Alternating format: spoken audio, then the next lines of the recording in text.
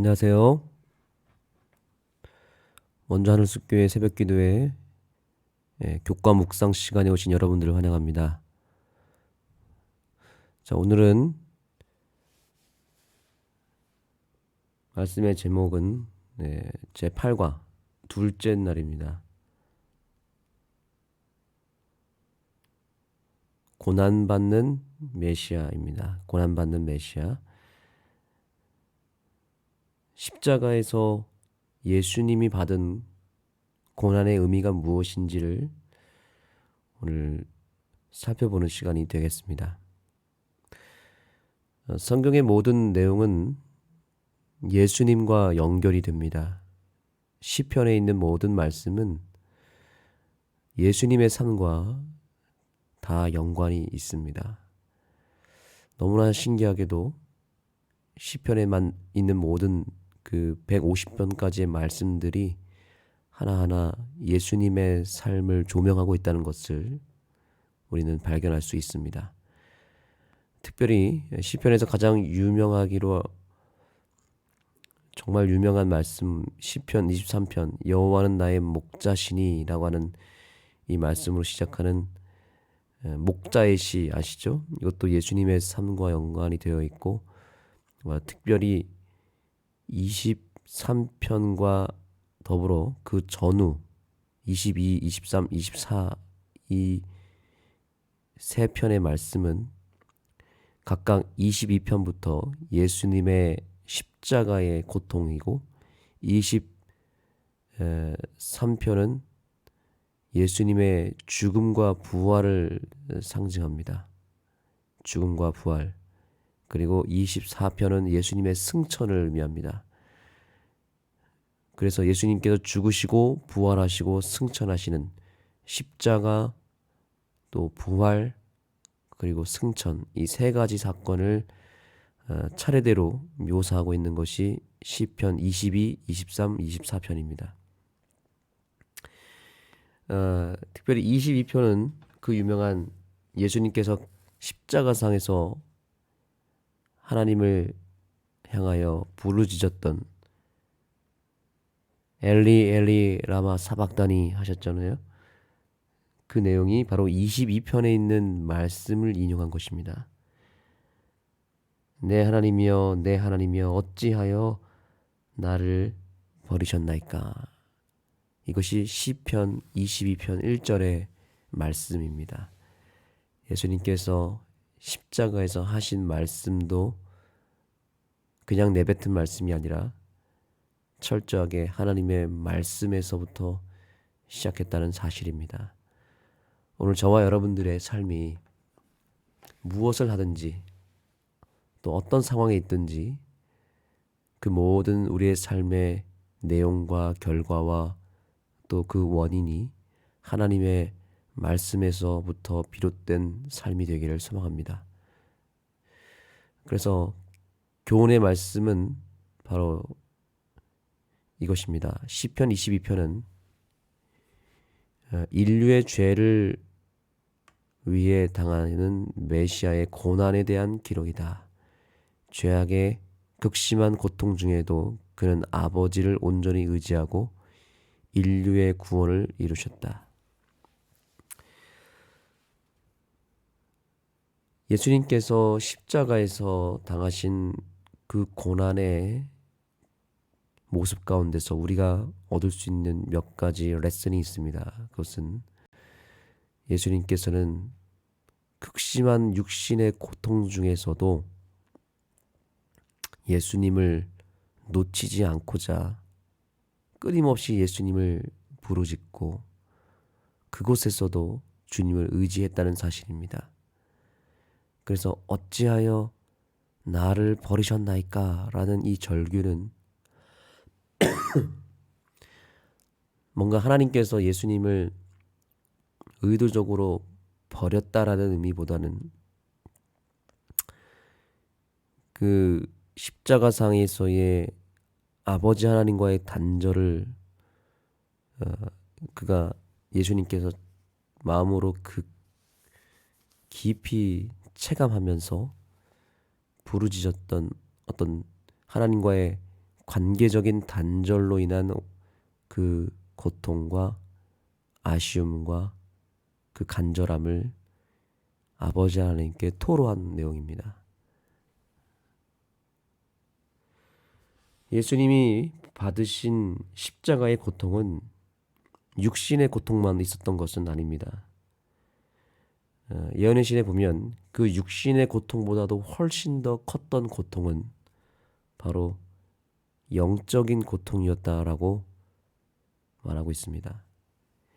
예수님께서 죽으셨을 때 그분은 육신의 고통이 커서 돌아가신 게 아니라 육신의 고통보다도 훨씬 컸던 하나님과의 분리를 통해서 오는 단절과 죄의 무거움, 그 죄의 짓누르는 그 영적인 고통이 훨씬 컸기 때문에 심장 파열로 돌아가셨다고 성경과 예언의 신 말하고 있습니다.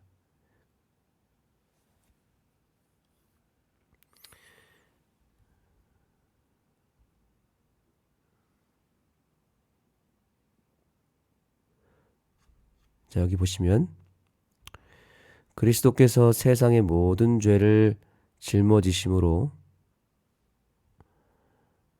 아버지께로부터 분리된 고통은 그 두 분의 친밀함, 즉 비교할 수 없는 하나됨의 정도를 통해서만 가늠할 수 있다. 이 말의 의미가 무엇인지 아시나요? 육신의 고통이 정말 자지러질 만큼 아프셨겠지만 그 고통에 훨씬 더 큰 고통스러움이 있었다는 것인데 바로 마음의 고통이었다는 것입니다. 왜 마음의 고통이 있었을까요? 예수님은 단 한 번도 아버지 하나님과 분리된 적이 단 한 번도 없었습니다.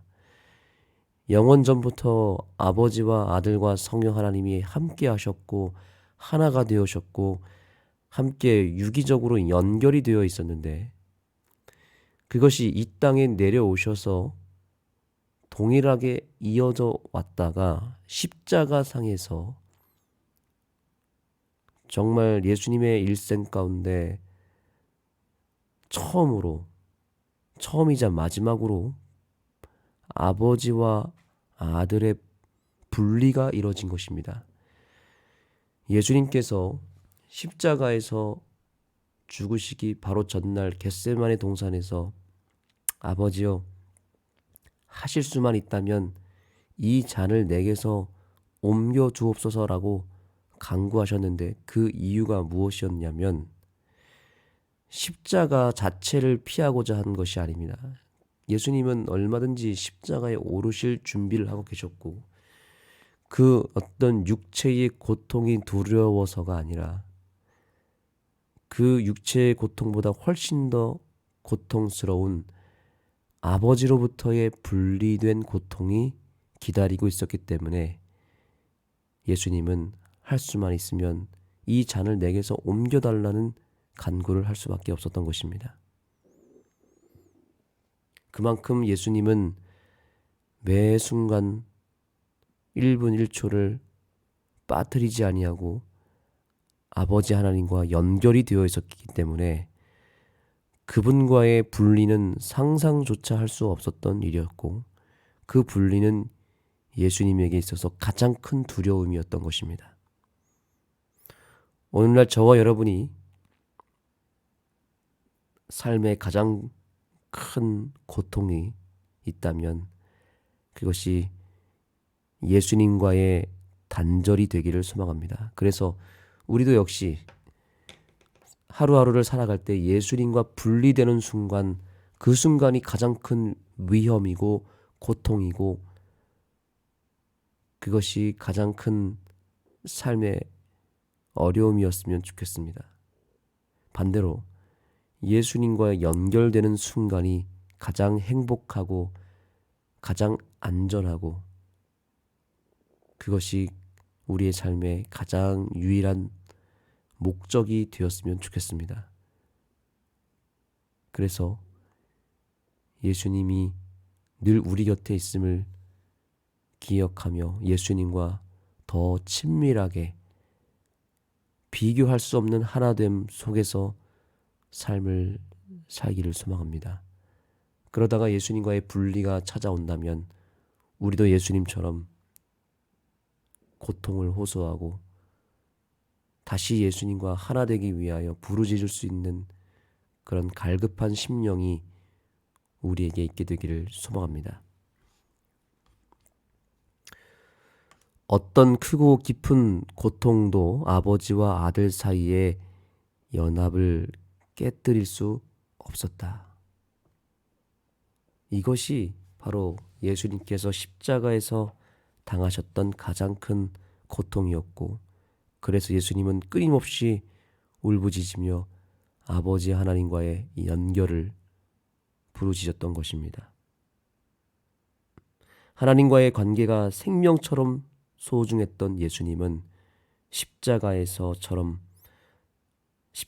처음 하나님 아버지와 분리되는 경험을 통하여 주님 앞에 간구했던 것입니다. 오늘 하루 저희들의 삶이 하나님과의 친밀함과 연합이 가장 큰 행복이 되고 또 그 관계를 생명처럼 여길 수 있는 우리들의 삶이 되기를 간절히 소망합니다. 시대소망 753페이지입니다. 우리의 대리자요 보증인인 예수께 우리 모두의 죄가 놓여졌다. 우리의 율법의 정죄에서 구속하시기 위해 그분은 범죄자로 헤아림을 받으셨다. 아담의 모든 자손의 죄가 그분의 마음을 눌렀다. 불법으로 인하여 생긴 죄에 대한 아버지의 거부하심, 곧 그분의 무서운 진노가 당신의 아들의 영혼을 전율하게 만들었다. 여러분께 질문을 드리겠습니다. 예수님을 죽인 존재가 누구인가요? 누가 예수님을 죽였나요? 많은 사람들이 말합니다. 우리가 죽였다고 말합니다. 우리 인간이 죄인이 죽였다고 말합니다. 또는 현실적으로 그 당시 로마의 군병들이 예수님을 죽였고 또 근본적으로는 그 당시 유대인들과 종교 지도자들이 예수님을 죽인 게 맞겠죠. 그러나 그럼에도 불구하고 실제로 예수님의 죽음을 집행하신 분은 하나님 아버지 그분 자신이셨습니다. 휘장이 찢어졌습니다. 예수님께서 죽으실 때에 성소의 휘장이 찢어졌는데 어디서부터 찢어졌습니까? 아래서부터 위로 찢어졌나요? 아니면 옆으로 찢어졌나요? 아니면 위에서부터 아래로 찢어졌나요? 아마 여러분들은 이 질문에 대답을 하실 수 있을 것입니다. 당연히 위에서부터 아래로 찢어졌습니다. 이것은 무엇을 의미합니까? 하나님의 심판이 십자가를 향하여 위에서부터 아래로 내려졌다는 것입니다. 하나님께서 직접 아들을 심판하셨다는 뜻이고 하나님 아버지가 아들 예수를 죽인 사건이 바로 십자가 사건이라는 것을 기억해야 되는 것입니다. 예수님께서 죽으셨던 바로 그 장소에서 바로 아주 오래전에 아브라함이 아들 이삭을 번제로 제물로 드렸던 장소가 예수님의 십자가의 장소였죠. 그때도 누가 칼을 잡았습니까? 아브라함이 칼을 잡고 아들 이삭을 내려치려 그랬죠. 바로 그 장면이 바로 십자가의 예행 연습이었죠.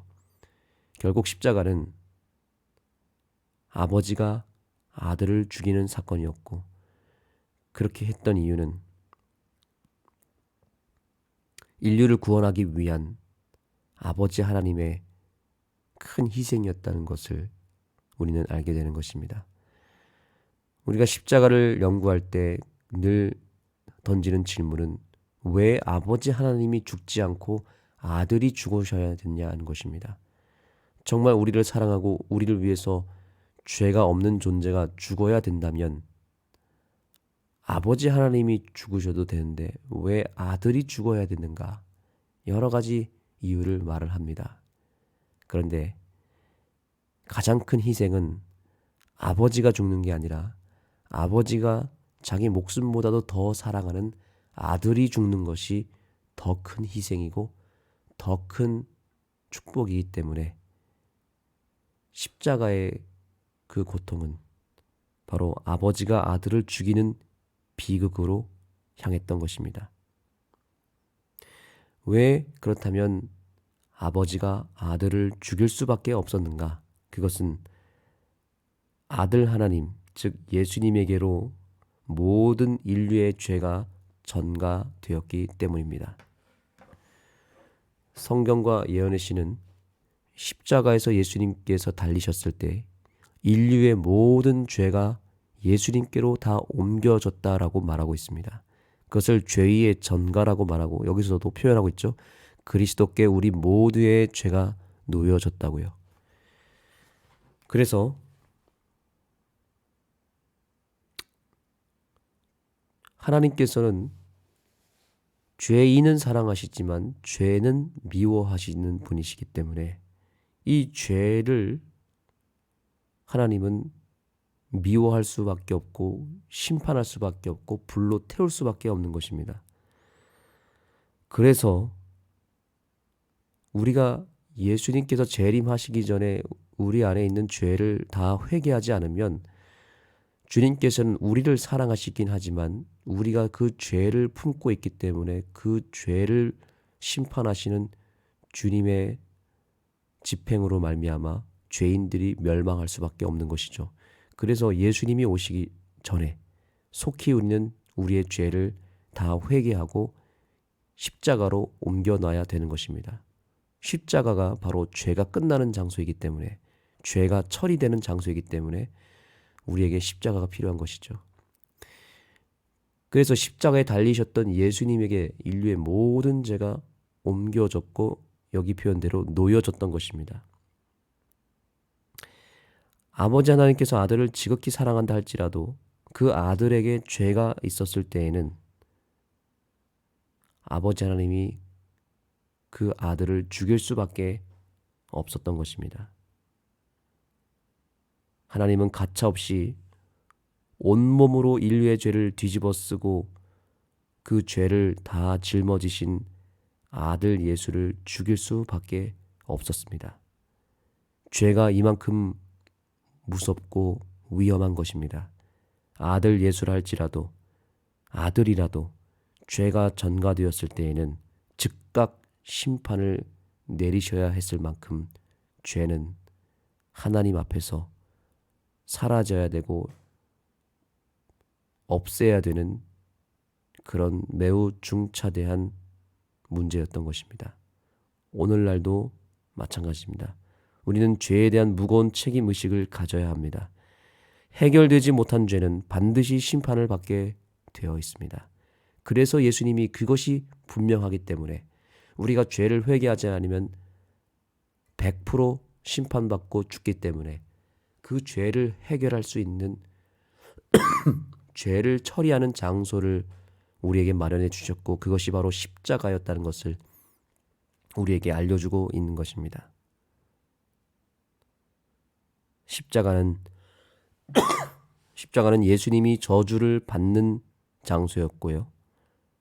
예수님이 죄 그 자체가 되셨던 날에 죄의 모든 형벌을 받았던 장소가 십자가입니다.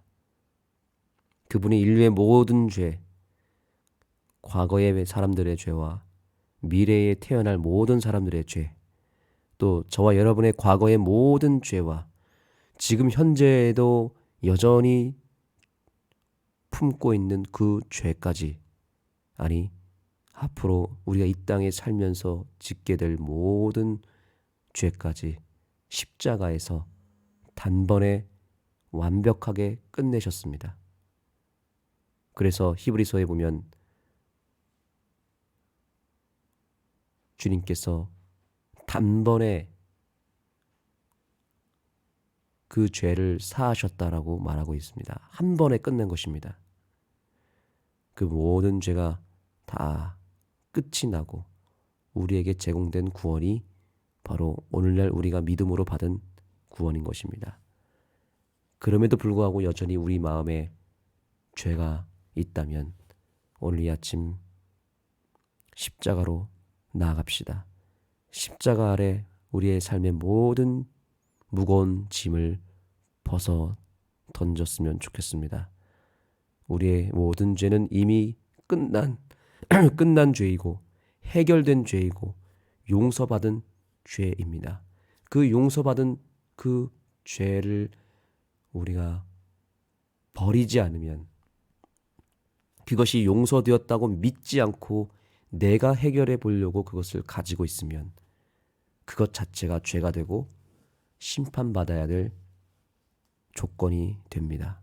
이미 주님이 해결하셨다는데 그것이 해결되었음을 알지도 못한 채 내가 그 죄를 짊어지고 있으면 그것은 바로 주님을 믿지 않는 것이고 그것은 가장 큰 죄가 되는 것입니다.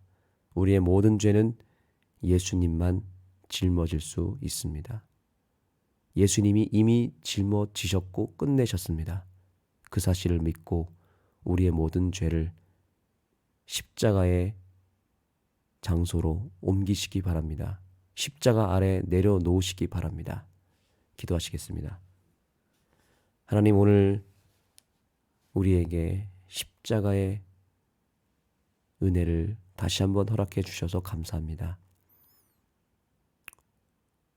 우리 때문에 죄가 없으셨던 주님께서 죄 자체가 되셔서 죄의 모든 저주를 한 몸으로 받으시고 결국 둘째 사망의 저주까지 받고 십자가에서 비참하게 죽으셨던 예수님의 모습을 오늘 상상하고 바라보고 생각하게 하여 주셔서 우리 안에 있는 그 모든 더러운 죄악들, 아직도 버리지 못했던 악습들과 그 모든 우리의 죄를 주님께로 옮기고 완전히 내어 맡기는 진정한 회개가 있게 하여 주시옵소서. 오늘 우리의 모든 죄를 주님 앞에 낱낱이 고백하는 이 아침이 되게 하여 주시옵소서. 예수님의 이름으로 간절히 기도드립니다.